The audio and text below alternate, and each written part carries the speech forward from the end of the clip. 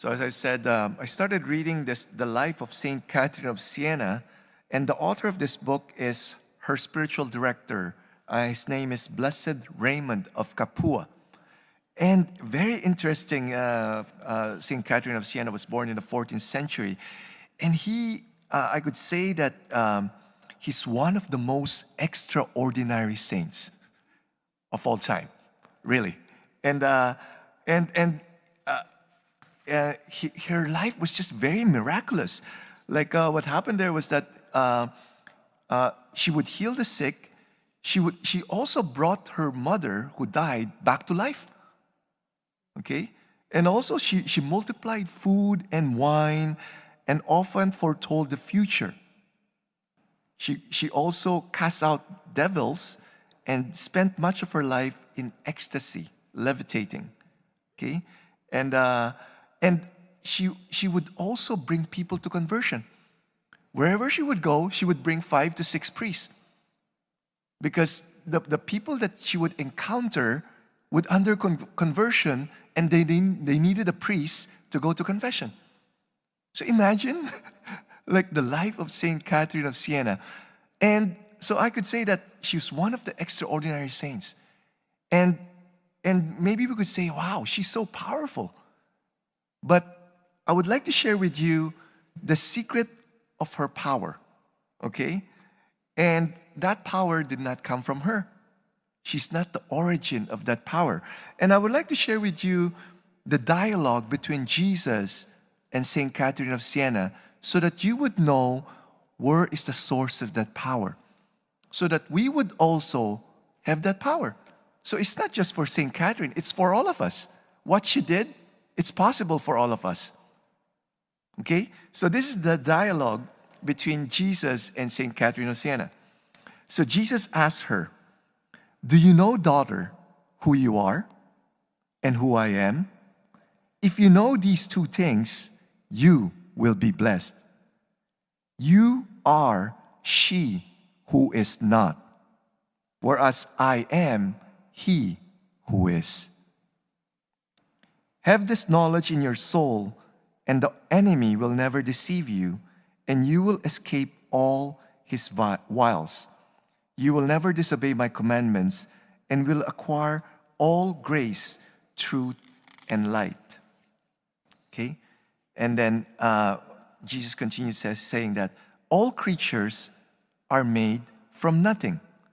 For to create means to make something from nothing.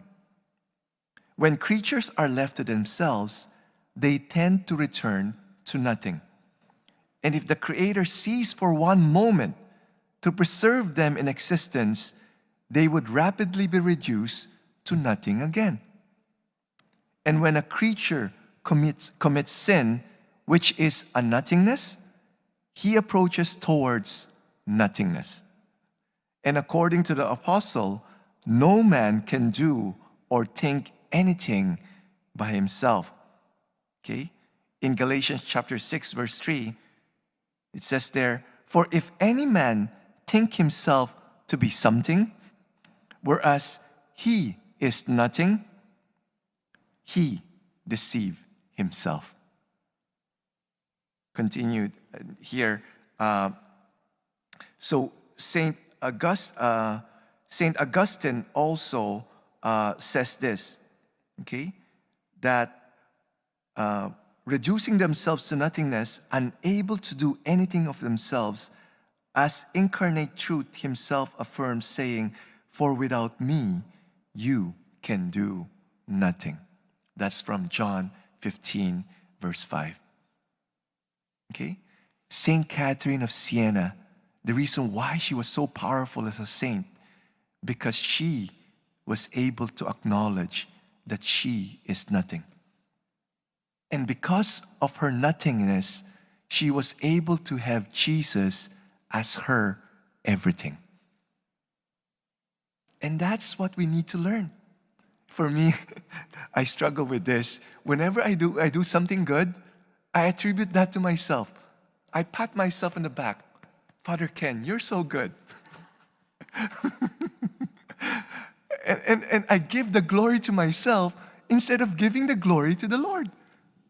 And I need to imitate St. Catherine of Siena, her humility, her nothingness. Okay? And that's for all of us. Whatever good that you're doing, it's because of God who is working in you. Okay? So let's try to do that. And as I've said, when God is everything in us and He's operating in us in our nothingness, you will see that we can do anything in God, in Him who strengthens us.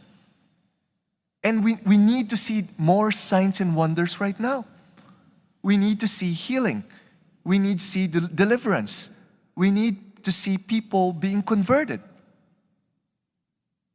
And the Lord will be able to use effective instruments, those who acknowledge their nothingness and they depend on God in everything. Okay, so let's ask the intercession of St. Catherine of Siena that we would be able to imitate her, in this great humility, but also in great confidence in God.